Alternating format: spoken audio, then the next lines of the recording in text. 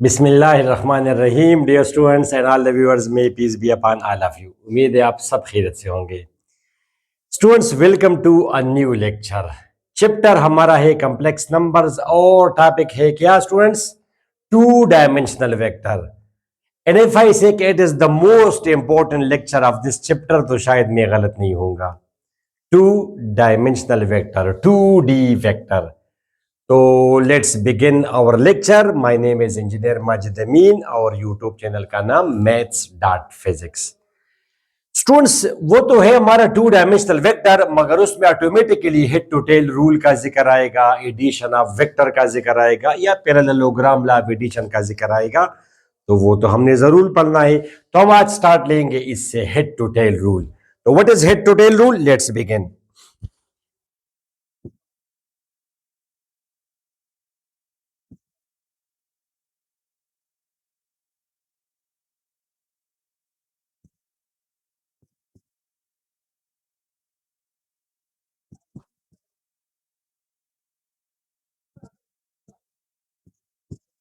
जी students, तो ये मैंने क्या लिखा? Head to tail rule. If two vectors are such that the tail of the second vector is on head of the first vector, then a vector from the tail of the first to the head of the last is called resultant of the two vector or sum of the two vectors. और इस process को हम बोलते हैं addition of vectors. Wait students, for example ये तो मैंने शुरू में ही वो प्लेन बनाया है। लेट्स से स्टूडेंट्स, ये हमें एक वेक्टर गिवन है ए,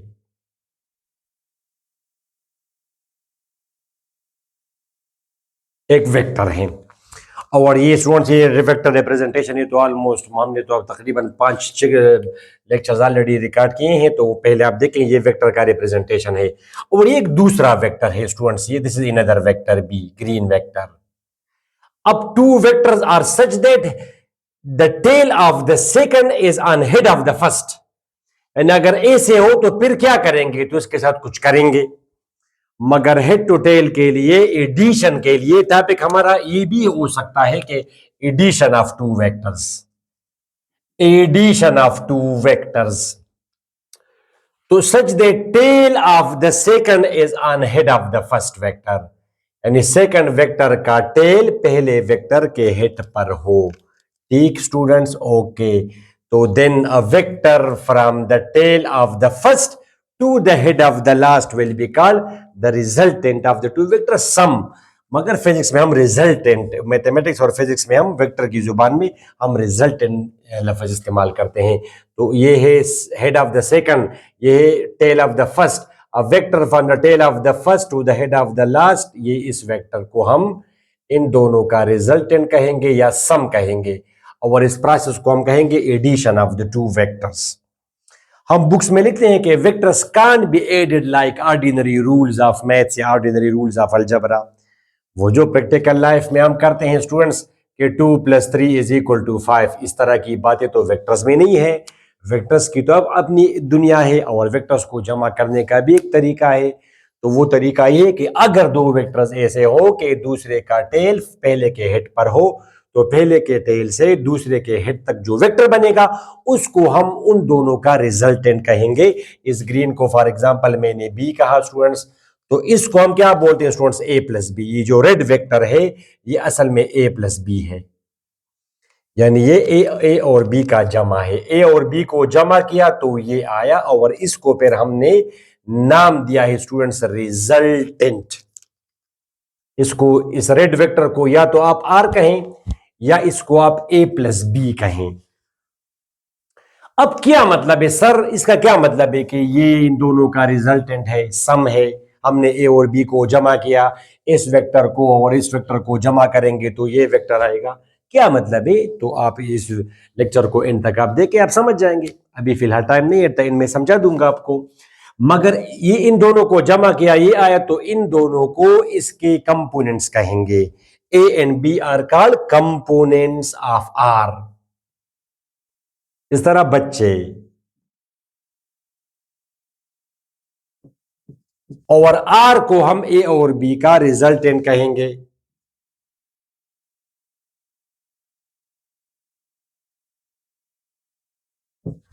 आर को हम ए और बी का रिजल्टेंट कहेंगे। ये दोनों इसके कंपोनेंट्स है, रेड के ग्रीन और ब्लू, रेड के कंपोनेंट्स है और रेड ब्लू और ग्रीन का रिजल्टेंट है, जमा है। ठीक है, ओके। अब अगर ए और बी, पहले हम स्टडी करेंगे कौन सा केस के ए और बी म्यूचुअली परपेंडिकुलर हो। अगर ए और बी म्यूचुअली परपेंडिकुलर हो, if A and B are mutually perpendicular, if A is perpendicular to B, so then they are called rectangular components. Which components? Rectangular components. जैसे for example ये ए vector हमारा ऐसा हो, students ए vector ऐसा हो, ए resultant का क्या मतलब है समझा दूंगा, आप सिंपल टर्मिनोलॉजी सीखें कि अगर ए और बी यानी ए और बी ऐसे हो कि एक दूसरे को परपेंडिकुलर हो ऐसे। अब यहां पे ए और बी परपेंडिकुलर है, चाहे ऐसे हो तब भी ठीक है, ए और बी ऐसे हो मगर एक दूसरे को परपेंडिकुलर हो। If A and B are perpendicular, तो स्टूडेंट्स फिर हम क्या करते, नॉर्मली हम ऐसे लेते हैं परपेंडिकुलर से, नॉर्मली हम ऐसा ही ड्रा करते हैं कि एक को हम लेते हैं इलांग एक्स एक्सिस, दूसरे को हम लेते हैं इलांग वाई एक्सिस। तो नहीं है क्या, मगर वो आपका ऐसे और ऐसे भी हो सकता हो, मगर फिर हमने एक्स एक्सिस को ही ऐसा लेना होगा, इट्स बेटर कि आप ऐसे ही ले। अगर ए और बी परपेंडिकुलर हो तो ये फिर रिजल्टेंट है स्टूडेंट्स, ये रिजल्टेंट है, ये ग्रीन ये रेड रिजल्टेंट है। तो फिर हम ए और बी को क्या कहेंगे, रेक्टेंगुलर कंपोनेंट्स कहेंगे। देखिए अब ये स्टूडेंट्स रेक्टेंगुलर कंपोनेंट्स तो है, मगर इसको हम क्या कहेंगे स्टूडेंट्स फिर, अब इसको मैं मिटा सकता हूं एक दफा फिर सुनिए। If two vectors are such that the tail of the second is on the head of the first, then the vector from the tail of the first यानी A to the head of the second यानी B is called resultant of the two या sum of the two. ठीक students, okay. और इसको हम बोलते हैं head to tail rule, यानी टेल ऑफ, मगर इसका नाम है हेड टू टेल रूल, या इसको हम ट्राइंगल लॉ भी बोलते हैं। अब आपके जहन में आया होगा कि सर ये अगर ये दोनों इस तरह ना हो तो फिर क्या करेंगे, तो करेंगे भी, अभी डिस्कस करेंगे उसको। मगर अगर स्टूडेंट्स ये केस अगर हो तो इसको, ये दोनों तो कंपोनेंट्स हैं मगर इस ए को फिर हम बोलते हैं x component. Clearly you can see A is along x axis, और बेहतर ये है कि ए को फिर हम आर एक्स कहें, ऐसा हम लिखते हैं आर एक्स, यानी रिजल्टेंट का एक्स कंपोनेंट।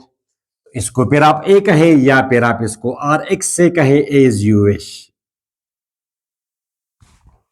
और बी को हम क्या कहेंगे स्टूडेंट्स, ये जो वेक्टर बी है इसको हम रिजल्टेंट का वाई कंपोनेंट कहेंगे।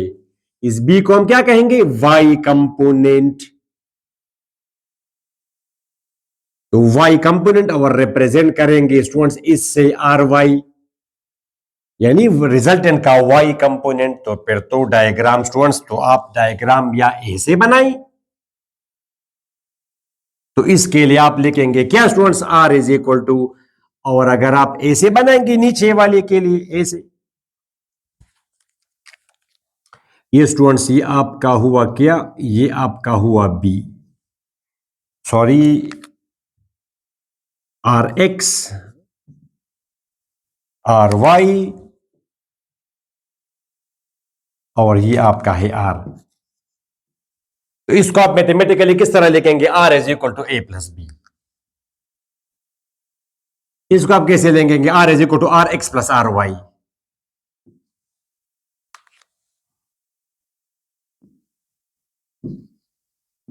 Are is equal to R X, इसको हम बोलते हैं एडिशन, यानी हमने इन दोनों को ऐड किया तो ये वेक्टर आया, हमने इन दोनों को ऐड किया तो ये वेक्टर आया। That's why we say books में के vectors can't be added like ordinary rules of algebra, ordinary rules of maths. ये तो इसकी अपनी दुनिया है, इसकी अपनी थ्योरी है। ये जी एडिशन, इसको हम बोलते हैं addition of the two vectors A and B. Okay ठीक है। अच्छा स्टूडेंट्स, अब मतलब तो एटेंड समझा दूंगा। अब स्टूडेंट्स अगर आप गौर से देखें तो प्रीवियस लेक्चर में मैंने बिल्कुल आपका दिमाग खराब किया उधर कि वन डायमेंशनल वेक्टर क्या चीज है। अब अगर आप देखें ये ए या अगर ये हो तो आर एक्स, क्या ये आर एक्स और ये आर वाई ये वन डायमेंशनल वेक्टर्स नहीं है? They are one dimensional vector. ये इलांग एक्स एक्सिस है, ये इलांग वाई एक्सिस है, ठीक है। तो R X is one dimensional vector, one D vector. जो रेक्टेंगुलर कंपोनेंट्स है वो वन डायमेंशनल वेक्टर्स हैं, वन डायरेक्शनल। और ये भी है तो वेक्टर, किसी वेक्टर के कंपोनेंट्स भी वेक्टर होंगे, तो ये भी वन डायमेंशनल वेक्टर है। मगर ये जो आर है ये न इलांग एक्स है न इलांग वाई है, बल्कि इन बिटवीन है। तो इसको अगर हम इस तरह यहां पे सपोज करें एक्स एक्सेस और वाई एक्सेस, ये आपका एक्स एक्सेस हुआ, ये वाई एक्सेस हुआ, ठीक स्टूडेंट्स। तो ये जो आर है इसको हम कहेंगे students two dimensional vector, result in to dimensional vector है। ओके, ये टू डायमेंशनल वेक्टर है जो कि न इलांग एक्स हो न इलांग वाई हो, बल्कि दोनों डायरेक्शन में इसका इफेक्ट हो। अच्छा स्टूडेंट्स, अब आप यहां पे जरा ठहरे, ठीक है। अच्छा चलिए वो आप जरा डिस्कस करें कि सर अगर ये हेड टू टेल इस तरह करना हो, फॉर एग्जांपल अगर वेक्टर ए हमें कुछ यू गिवन हो स्टूडेंट्स, वेक्टर ए जरूरी नहीं है कि रेक्टेंगुलर कंपोनेंट्स हो एडिशन के लिए, और ये आपका हो वेक्टर बी, नॉर्मली बुक्स में फिजिक्स वगैरह में ऐसा ही देंगे वो हमें, ठीक स्टूडेंट्स। यू कैन सी कि ए का मैग्नीट्यूड बी के मुकाबले में थोड़ा सा ज्यादा मैग्नीट्यूड में समझाया आपको, वो तो ठीक है नंबर विद प्रॉपर यूनिट, मगर यहाँ पे मैग्नीट्यूड क्या है वो मैंने आपको प्रीवियस लेक्चर में समझाया है डिटेल से। नंबर विद प्रॉपर यूनिट वो तो पता है, 40 किलोग्राम, लेट से 80 किलोग्राम मेरा मास है तो 80 किलोग्राम मेरा इसका मैग्नीट्यूड है। इस तरह वेक्टर का भी एक मैग्नीट्यूड होता है, जैसे एक फोर्स है इलांग वो 0 डिग्री एंगल पर है इलांग, जैसे एक फोर्स है स्टूडेंट्स, ठीक है। कोई अगर किसी ने वो प्रीवियस लेक्चर्स नहीं देखो, ये एक मास है, इस पर हमने एक फोर्स अप्लाई की 0 डिग्री एंगल पर 80 न्यूटन फोर्स अप्लाई की। अब 80 न्यूटन उस फोर्स का मैग्नीट्यूड है, और थीटा सेमी डायरेक्शन का भी पता चला। अब जब इसको हम ड्रा करेंगे तो हम स्केल लिखेंगे, हम लिखेंगे कि let 1 inch is equal to 20 newton या 40 न्यूटन। तो अगर 1 इंच हो तो फिर 4 इंचेस आपका 80 न्यूटन होगा। I hope you understand, multiplying both sides by 4। तो यहाँ पे आप 4 इंचेस का स्केल आप रखेंगे बाकायदा। स्केल के लिहाज से आप देख सकते स्टूडेंट, ये आपका 4 है, यहां से यहां तक ये आपका 4 बनेगा, इसको मैं मिटा दूंगा, ये 4 है, clearly you can see this is 4। अब इसकी लंबाई कितनी है स्टूडेंट्स? 4 इंचेस इसकी लंबाई है, मगर इस स्केल के मुताबिक यहाँ पे आप एरो ड्रा कर देंगे, मगर इस स्केल के मुताबिक ये इसकी लंबाई, इस वेक्टर की लंबाई क्या है? 4 इंचेस, मगर यह में क्या शो करता है? 80 Newton force. That is an arrow of length 4 inches and representing a vector force। Force एक वेक्टर है, एक्सेलरेशन, वेलोसिटी, मोमेंटम, ठीक स्टूडेंट्स, ये सारे हमारे वेक्टर्स हैं। तो it is an arrow, vectors is represented by an arrow, previous lecture, of length 4 inches but representing a vector force whose magnitude is 80 Newton, ठीक हुआ? ओके, तो वो हमने किया है, आपको समझा है, होपफुली आपने वो लेक्चर्स देखे होंगे। वेक्टर का तो स्टार्ट ही हम लेते हैं मैग्नीट्यूड से। अच्छा, तो अब ये दो वेक्टर्स हैं, आपको वो कहेगा कि ए और बी जमा करें, शाबाश। तो ए और बी को आप जमा करें, या ए प्लस बी मालूम करें, या फिर वो आपको कहेगा कि रिजल्टेंट मालूम करें, एक ही चीज है, आर मालूम करें, आर, इन दोनों को जमा करें। तो स्टूडेंट्स, तो वो तो अब तरीका, अब यहाँ पे वो फर्स्ट लेक्चर में मैंने आपको पैरेललोग्राम लॉ का जिक्र किया था, तब दो तरीके हैं स्टूडेंट्स। वेक्टर जमा करने के लिए जरूरी है कि एक का टेल दूसरे के हेड पे हो। अब चाहे इसका टेल इसके हेड पे हो या इसका टेल इसके हेड पे हो, रिजल्ट इन दोनों का सेम आएगा, ठीक है। तो बेहतर ये कि हम बी को, अच्छा तो वो ये होगा कि आप सुनिए, लिखिए अपने पास कि take one vector and place it on the head of the other without changing the angle, direction and without changing the magnitude यानी लेंथ। अब इस वेक्टर को आपने उठाना है, यहां पे लगाना है। अब आप इमेजिन करें स्टूडेंट्स कि ये वही डायग्राम में बना रहा हूं, इमेजिन करें स्टूडेंट्स, ये आपका है वेक्टर ए, ठीक है। अब आप वेक्टर बी उठाए और वेक्टर ए के हेड पे प्लेस करें, बट मेक श्योर कि आप उसकी मैग्नीट्यूड में, लंबाई में, और मैं लंबाई और मैग्नीट्यूड को इस लेक्चर के ऑनवर्ड्स बस एक ही लूंगा। आखिरी दफा बता रहा हूं लेंथ और मैग्नीट्यूड में क्या फर्क है, वो मैंने आपको समझा दिया भी, मगर डिटेल से उधर समझाया है। तो ई इस वेक्टर को उठा के आप इसके हेड पे रखें, मेक श्योर कि इसकी लंबाई में आप कमी बेशी ना करें, उसके एंगल में आप कमी बेशी ना करें। तो स्टूडेंट्स ये वेक्टर भी आपने उठाया, यहां पे आपने लगाया, इमेजिन करें कि बिल्कुल वही वेक्टर है, जैसे ये एक वेक्टर है स्टूडेंट्स, ये इमेजिन करें स्टूडेंट्स कि ये एक वेक्टर है, ठीक है, ये इसको मैंने उठाया और यहां पे लगाया, इस वेक्टर को मैंने उठाया, लेट से यहां तक है बी, इसको मैंने उठाया यहां पे लगाया। तो take one vector and place it on the head of the second without changing the magnitude and direction. तो ये वेक्टर बी को आपने वहां पे लगाया, इमेजिन करें कि ये बिल्कुल एग्जैक्टली वही चीज है और एंगल में भी कुछ फर्क आपने नहीं किया। फिर then we say that a vector from the tail of the first to the head of the last will be called the resultant of the two. ये आप इसको आप कहते हैं ए प्लस बी वही चीज है, यानी अगर ये बी यहां पे हो तो यहां से उठा के आपने यहां पे प्लेस करना है। इसको हम बोलते हैं हेड टू टेल रूल या triangle law of addition, triangle law of vector addition. क्या क्या बोलते हैं इसको हम? Head to tail rule. दो वेक्टर्स किस तरह जमा करेंगे? हेड टू टेल रूल से, या इसको हम बोलते हैं ट्राइंगल लॉ। ट्राइंगल बना आपके सामने है, ट्राइंगल लॉ, ठीक है, या हम इस तरह बोलते हैं, ये भी आपके सामने हुआ, या वो इसको हम बोलते हैं पैरेललोग्राम लॉ, जो कि ज्यादा मुनासिब है। इसको नहीं मिटाना चाहिए था ताकि मैं इसके साथ कंपेयर करता, मगर ठीक है। वो ये कि from the heads of the two vectors,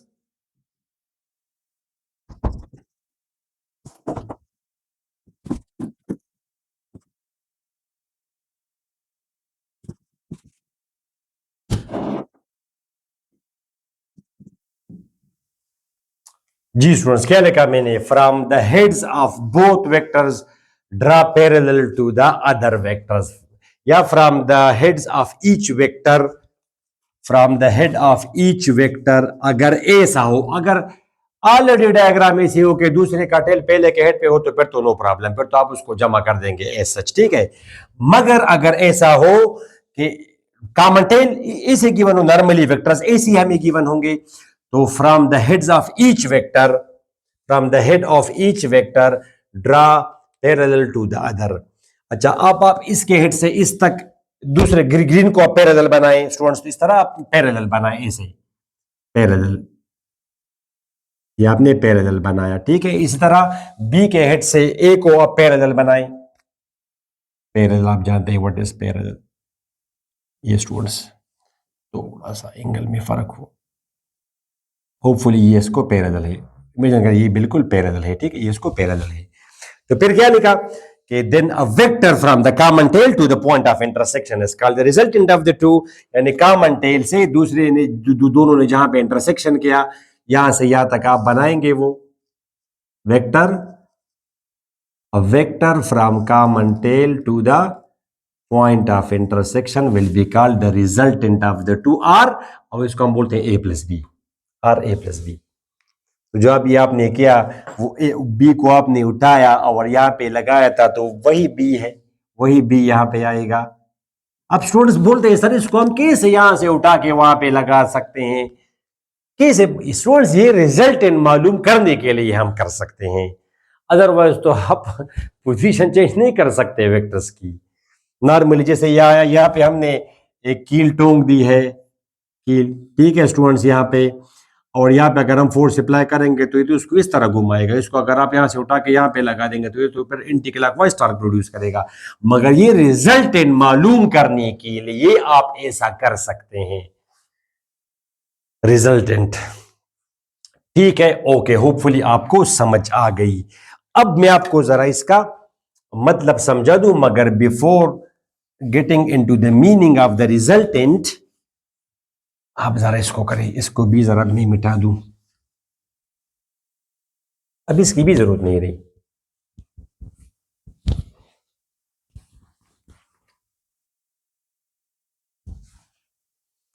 अब स्टूडेंट्स इसको जरा टारगेट करें, ये जो आर एक्स है, क्या ये आर एक्स, वो तो ठीक है आर एक्स है, मगर one dimensional vector along X axis अगर हो, तो क्या उसकी मैथमेटिकल फॉर्म इस तरह नहीं होती, मल्टीपल ऑफ आई, यानी 2i, 0.5i, 1i, ठीक है, -7 -1i, वो तो हो सकता है इस तरह आर वाई, ये तो इलांग वाई है, तो इलांग वाई अगर वन डायमेंशनल वेक्टर हो तो उसकी तो मैथमेटिकल फॉर्म होती है बीजे, बीजे।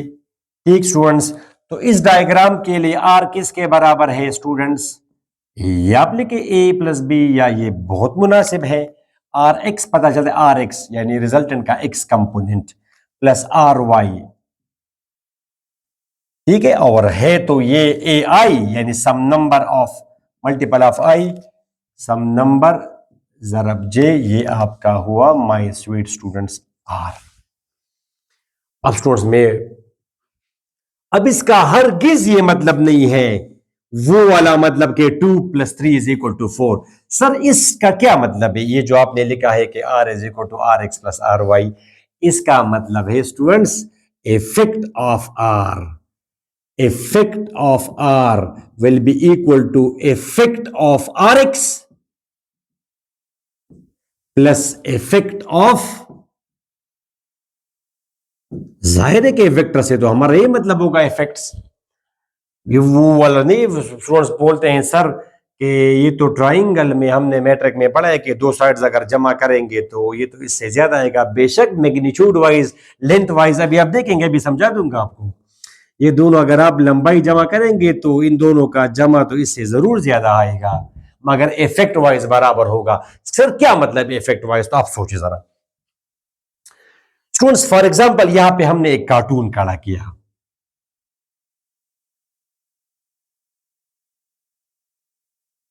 लेट्स से ये कार्टून है, एग्जैक्टली ये खड़ा है स्टूडेंट्स कहां पे? यह खड़ा है बिल्कुल ऑरिजिन पे।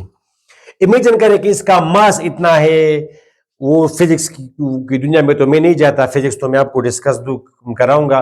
मैं किसी बॉडी पे फोर्स अप्लाई करता हूं तो वो बॉडी डिस्प्लेस होगी नहीं होगी, वो डिपेंड करता है उसके मास पे, ठीक है। भारी चीजों पे आप थोड़ी सी फोर्स लगाएंगे तो वो तो नहीं डिस्प्लेस होगी, लाइट चीज पे अगर आप फोर्स अप्लाई, तो ये कार्टून ऐसा है, इसका मास इतना है कि इस पर इसको अगर मैं 1 न्यूटन फोर्स अगर इस पे लगाऊं तो ये 1 यूनिट डिस्प्लेस होगा। इसका मास इतना है कि अगर 1 न्यूटन हम फोर्स अप्लाई करेंगे तो ये 1 न्यूटन डिस्प्लेस होगा, 1 यूनिट डिस्प्लेस होगा। अब स्टूडेंट्स ये भी आपको पता है कि ये एक बॉडी है, ठीक है, इस पर पहले अगर मैं 1 न्यूटन फोर्स अप्लाई कर दूं तो ये मास ऐसा है कि ये 1 यूनिट डिस्प्लेस होगा। अब ये भी एक हाईलाइट हो तो 1 न्यूटन से शायद वो वहां तक चला जाए, ये बहुत भारी हो, शायद ये हिले भी नहीं अपनी जगह से, मगर ऐसा मास इसका है कि by applying a force of 1 newton it is displaced by 1 metre, जो हम बोलते हैं कि हमने वर्क डन किया 1 जूल, ठीक है। ओके, तो ये आपका है स्टूडेंट्स 1 न्यूटन। तो 1 न्यूटन से ये यहां पे आ जाएगा, ये यहां पे आ जाएगा, फिर आप 1 न्यूटन अप्लाई करेंगे तो यहां पे आ जाएगा, फिर 1 न्यूटन अप्लाई करेंगे तो यहां पे आ जाएगा। इट्स ओके, 1 2 3 4 आपने 4 फोर्सेस अप्लाई किए, 1 2 3, फिर आप अप्लाई करें तो यहां तक आ जाएगा, ठीक है। तो स्टूडेंट्स 4 फोर्सेस अप्लाई करना 1 1 न्यूटन के, या एक फोर्स अप्लाई करना 4 न्यूटन का डायरेक्शन में अगर बराबर हो तो फिर तो दे आर इक्विवेलेंट। इससे तो बेहतर ये था कि आप इसी पर 4 न्यूटन फोर्स अप्लाई करते, तब भी ये बॉडी यहां पे आ जाती। जैसे मैं आपको कुल 5 रुपए अगर मैं आपको दूं तो 1 रुपए, 1 रुपया, फिर 1 रुपया, फिर एक, फिर एक, फिर एक, तो ये तो 5 रुपीज है। इससे बेहतर है कि मैं 5 रुपए का एक नोट आपको दे दूं, सिक्का दे दूं 5 का, तो 1 coin of ₹5 and 5 coins of ₹1 they are equivalent. तो इस तरह यहाँ पे 1 न्यूटन के 4 फोर्सेस डायरेक्शन में अगर बराबर हो और 4 न्यूटन का एक फोर्स दे आर इक्विवेलेंट। चलिए, तो इस पर मैंने इमेजिन करे स्टूडेंट्स, इस पर मैंने 4 न्यूटन फोर्स अप्लाई की, तो इस इजम्पशन के मुताबिक कि अ force of 1 Newton will displace it by 1 unit, तो ये कार्टून यहां पे आ जाएगा।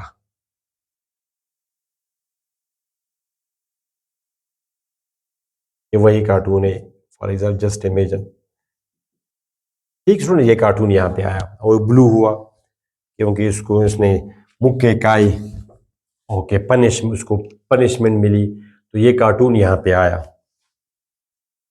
ओके, अब इस कार्टून पे मैंने इस डायरेक्शन में हमने इस पर फोर्स अप्लाई की, ठीक है, ऐसे ही 3 न्यूटन फोर्स। अब स्टूडेंट्स जरा प्लीज ग्रो अप, ये हमने नीचे से नहीं मारा इसको, ये हमने इसको इलांग वाई फोर्स अप्लाई की इस पर, इलांग हुआ। ये तो हमने बोर्ड पे शो इस तरह किया है। I hope you understand. ये इस तरह, ये स्टोरी ऐसी है स्टूडेंट्स, ये स्टोरी ऐसी है। ये हमारा है स्टूडेंट्स, ये है स्टूडेंट्स एक्स एक्सेस, ये आपका है एक्स एक्सेस, ये आपका है वाई एक्सेस। आप नीचे से अपनी तरफ से बोर्ड के मुताबिक आप सोचिए, ये बोर्ड का वाई है। अब ये जो प्लेन है आपका स्टूडेंट, इसका ये एक्स एक्सेस है, ये वाई एक्सेस है, जेड एक्सेस तो ऐसे है। तो मैंने पहले इस पर फोर्स अप्लाई की इलांग एक्स एक्सेस, तो ये कार्टून यहाँ पे आया। फिर हमने इस पर फोर्स अप्लाई की ऐसे स्टूडेंट्स, ऐसे, तो ये यहाँ पे है। तो आपको जो नजर नहीं आ रहा, तो इसको बोर्ड को हमने ऐसे शो किया है, ऐसे, और कार्टून को ऐसे शो किया है। यानी हमने इसको हिट किया है along Y axis, not along Z axis. Height पे तो ऊपर नहीं गया, तो इस प्लीज ये हमने इसको इलांग वाई, हमने जिससे आप मेरे पे फोर्स अप्लाई करें तो इलांग एक्स एक्सेस, तो मैं ऐसे गया, फिर आप मेरे पे इस डायरेक्शन में फोर्स अप्लाई करें, इलांग वाई यहाँ पे आ जाऊंगा। ठीक हुआ, ओके। तो ये कार्टून यहाँ पे 3 पे आ जाएगा। वो 3 है तो अंदाजतन बस ये 3 है, थोड़ी बहुत एरर आप प्लीज पार्डन करें। ठीक है, तो कार्टून यहाँ पे आ जाएगा। अब स्टूडेंट्स ये कार्टून रेड हुआ, लेट मी चेक कि नजर आ रहा है कि नहीं। अच्छा, ये कार्टून अब लाल हुआ गुस्से से। अब क्या आप मुझे बता सकते हैं ये कार्टून क्यों गुस्सा हुआ? कार्टून इसलिए गुस्सा हुआ, हमने कहा कार्टून आप क्यों गुस्सा हो, why are you angry? The cartoon says sir यानी व्हाट वाज योर विश, आपकी क्या ख्वाहिश थी? मैंने कहा कि आपने जुर्म क्या है, सपोज आप मुजरिम है, मैं पुलिस हूं। मैंने कार्टून को कहा कि मैंने आपको यहाँ पकड़ा और ये आपकी जेल है, तो मेरा मकसद था आपको यहाँ से यहाँ तक ले जाना, और 2 डायरेक्शन अलाउड है। तो कार्टून ने कहा सर आपने डायरेक्ट मेरे पे इस डायरेक्शन में फोर्स क्यों नहीं अप्लाई की, ऐसे, तो मैं डायरेक्ट यहां पे चला जाता। अब मैं कार्टून को कहता हूं कि आपको इससे क्या गर्ज? तो सपोज ये एजुकेटेड कार्टून है, तो कार्टून ने मुझे कहा सर क्या आपने pythagoras थ्योरम नहीं पढ़ा है? ये सर आप इन दोनों को जरा इमेजिन करें, आप ये 3, इन दोनों की आप डायग्राम ऐसे बनेगी। ये जो अभी यहाँ पे मैंने वो डायग्राम बनाई है, डायग्राम ऐसे बनेगी इसकी। ये 4 न्यूटन है, तो न्यूटन वगैरह तो आप जोड़े, ये तो हमने फोर्स की हमने एग्जाम्पल ली। ये तो एक्सेलरेशन हो सकता है, वेलोसिटी हो सकता है, तो हम कहेंगे कि ये 4i है, यानी a vector of magnitude 4 along X. अब ये अगर फोर्स हो तो 4 न्यूटन। हम बोलते हैं vector of magnitude 1 is called unit vector. तो मैग्नीट्यूड 1 क्या? A number with proper unit is called magnitude. तो 1 क्या? तो अगर फोर्स हो तो 1 न्यूटन, अगर वेलोसिटी हो तो 1 मीटर पर सेकंड। ठीक है, अगर इस तरह इंपल्स हो, इस तरह आप मोमेंटम जरा आप देखें, तो न्यूटन सेकंड। अच्छा, और उसको आप 3 न्यूटन है, तो हम तो जनरली लिखेंगे, हम लिखेंगे कि 3J। ये आपका हुआ स्टूडेंट्स 3J। ये और कार्टून इंसिस्ट्स फॉर दिस, कार्टून इस पर इसरार कर रहा है कि आप मुझे ऐसा, आप मेरे पर फोर्स इस डायरेक्शन में अप्लाई करते। तो मैं कार्टून से पूछ रहा हूं कि आपको क्या गरज है इससे, क्या आप मुझे जरा समझाएं। This is educated cartoon, he says sir don't you see these 3 are making right angle triangle and you if you apply Pythagoras theorem, तो आप कितनी फोर्स मेरे पे लगाएंगे? तो Pythagoras theorem says that hypotenuse square is equal to base square plus perpendicular square। इसका तो base है स्टूडेंट्स 4, परपेंडिकुलर है स्टूडेंट्स 3, जेनिथ मैग्नीट्यूड इसका 3 है, और हाइपोटेन्यूज तो हमने मालूम करना है। तो 16 जमा 9 इज 25 स्टूडेंट्स। अगर आप अब स्क्वायर रूट लेंगे, स्क्वायर रूट आप लेंगे स्टूडेंट्स, तो ये तो आपका आ जाएगा 5। ओ हो, ये तो कार्टून ने मेरे इल्म में बहुत इजाफा किया। कार्टून ने कहा कि अगर आप मेरे पे इस डायरेक्शन में फोर्स अप्लाई करते तो मुझ पर टोटल यानी एक एक न्यूटन के 5 फोर्सेस मेरे पे लगते। आप यानी शॉर्टकट में अगर आप मुझे ले जाते यहां से यहां तक, आप मुझे पहले ऐसे ले गए 4 फोर्सेस अप्लाई किए 1 न्यूटन के, फिर आप ए से मुझे ले गए तो आपने मुझे 3 पंचेस लगाए, 3 मुक्के लगाए एक एक न्यूटन के, जो 3 मुक्के ये हैं और 4 मुक्के ये हैं। टोटल इसको कितने मुक्के पड़े? 7। और डायरेक्ट अगर इसको मैं ले जाता तो इसको एक एक न्यूटन के 5 मुक्के पड़ते, 5। इसका अभी हम मैग्नीट्यूड की बात करेंगे, इसका मैग्नीट्यूड 5 है, इसका मैग्नीट्यूड तो 5 है। तो दैट्स व्हाई आई से कि इस तरह तो ना हो कि आप कहेंगे this is equal to this. Effective तो ये इसका मैग्नीट्यूड कितना है 4, इसका कितना है 3, तो यहां पे 4 और 3 मैंने लिया, ये कुछ और भी आप ले लें तो इसका मैग्नीट्यूड फिर क्या होगा 5, तो 4 जमा 3 तो 7 और ये तो 5 है। मैग्नीट्यूड में इन दोनों का जमा इससे ज्यादा होगा, मगर इफेक्ट में ये वेक्टर इन दोनों के जमा के बराबर है। क्या मतलब इफेक्ट, इस फोर्स का क्या इफेक्ट है, इस फोर्स का इफेक्ट है कार्टून को पॉइंट ओ से पॉइंट ए तक डिस्प्लेस करना, बट दैट्स इट, इसका इफेक्ट है। फिर ग्रीन का क्या इफेक्ट है, कार्टून को ए से बी तक डिस्प्लेस करना। तो मैं कहूंगा कि इन दोनों ने कंबाइनली कार्टून को डिस्प्लेस किया ओ से बी तक। अगर ये ना होता तो कार्टून यहां से यहां तक कैसे आता, अगर ये ना होता तो यहां से यहां तक ये कैसे जाता। तो इसका काम है यहां से यहां तक, फिर इसने कहा मेरा बस my job is done, now it's your responsibility, आप जाने, आपका काम जाने। इसने कहा अच्छा ओके, अब मेरा काम इसको यहां से यहां तक ले जाना। एक पुलिस इसको ले गया ओ से ए तक, दूसरा पुलिस इसको ले गया ए से बी तक, और कंबाइनली इसने, तो स्टूडेंट्स आप इन दोनों का अगर मैं मिटा दूं तो स्टूडेंट्स ये आपका आ जाएगा ये वो 4, ये आपका है 4i, 1 2 3 4, ये आपका हुआ students 4i, hopefully you understand. और ये आपका है स्टूडेंट्स 3j, ये आपका हुआ स्टूडेंट्स 3j, और a vector from the tail of the first to the head of the last, ये इसका है रिजल्टेंट। ये जो ड्रामा आप देख रहे हैं ये ड्रामा एक्चुअली ये आप मैथ्स में इस तरह लिखेंगे, मैथमेटिकली आप इसको इस तरह लिखेंगे कि r बराबर है स्टूडेंट्स 4i जमा 3j, head to tail rule, 4i जमा 3j। तो इसका इफेक्ट, अब इसका इफेक्ट क्या है, इसका इफेक्ट है स्टूडेंट्स कार्टून को ओ से बी तक डिस्प्लेस करना, और इसका मैग्नीट्यूड तो 5 है।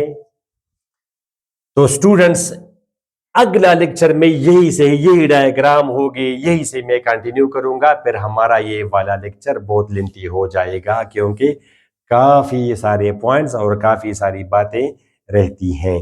ठीक है, फिर हम वहां से अगले लेक्चर में हम ये डिस्कस करेंगे कि अगर आर हमें ये गिवन हो स्टूडेंट्स ए आई वो वाला जमा बी जे, तो रिजल्टेंट का मैग्नीट्यूड क्या होगा, तो उसके लिए ये फार्मूला कहाँ से आया, कैसे आया, वहां से डिस्कस करेंगे। जैसे ये तो डायग्राम हमें गिवन है, यहाँ पे अब आप रिजल्टेंट का मैग्नीट्यूड, ये मुझे कैसे पता चला कि ये 5 है, पिथागोरस थ्योरम से, अदरवाइज और कोई तो इस तरह नहीं होगा। ये सपोज एक 2 हो, दूसरा सपोज 13 हो, एक -5 हो, दूसरा 6 हो, बस ये तरीका होगा स्टूडेंट्स। एक्स कंपोनेंट का मैग्नीट्यूड कंपोनेंट वगैरह की बातें नेक्स्ट में डिस्कस करेंगे कि ए मैग्नीट्यूड है एक्स कंपोनेंट का और बी मैग्नीट्यूड है वाई कंपोनेंट का। तो ए स्क्वायर आप करेंगे, बी स्क्वायर आप करेंगे, स्क्वायर रूट करेंगे स्टूडेंट्स। तो 16 + 9 25 under root is equal to 5, यानी ये 5 है मैग्नीट्यूड। क्या 5 क्या, तो आपने जो 1 2 3 जिस स्केल से किए है, ये मैंने किस स्केल से किया प्रीवियस लेक्चर में बताया, इस मार्कर से, इस मार्कर से मैंने किया स्टूडेंट्स। ये आप देख सकते हैं कि ये आपका है 1, ये आप स्टूडेंट्स यू कैन सी 2, ये है 3 4, ठीक है। तो इसका मैग्नीट्यूड है 4, इसका मैग्नीट्यूड, तो इसका मैग्नीट्यूड फिर होगा स्टूडेंट्स क्या 5। आप जरा देखें, आप जरा देखें स्टूडेंट्स, ये आप यू कैन सी यहाँ से यहाँ तक ये है 1, फिर यहाँ से यहाँ तक ये है 2 students, this is 3, this is 4 and you can see this is 5। ठीक है, यहाँ से यहाँ तक ये 5 है, थोड़ा बहुत तो आ जाता है, ये यहाँ तक है ये फिर, ठीक है। ये आप देख सकते हैं 5, इसका मैग्नीट्यूड 5 है। तो लास्ट दफा में फिर मैं आपको बता दूं, अदरवाइज इसमें कंप्लीट डिटेल थ्योरी अभी बाकी है। इस एक वेक्टर का मैग्नीट्यूड इन दोनों के मैग्नीट्यूड के जमा से कम है, मगर इस एक वेक्टर का इफेक्ट इन दोनों वेक्टर्स के इफेक्ट्स के सम के बराबर है। तो we say that R is equal to R, ये अब आपका वो आर एक्स है कि R X plus R Y is equal to R, effect wise बराबर है, इफेक्ट वाइज। ठीक सोच, तो इस लेक्चर में यहां तक काफी है। यही से ही मैं अपना नेक्स्ट लेक्चर स्टार्ट करूंगा। 2 डायमेंशनल वेक्टर जनरली डिस्कस करेंगे कि v is equal to A I plus B J, और direction ratios, direction cosines, alpha beta gamma, वो सारी बातें, मजेदार इंफॉर्मेशन आपको मिलने वाली है अगले लेक्चर में। तो हमें अपनी दुआ में जरूर याद रखें students, and my request, don't forget to share with your friends. अल्लाह हाफिज।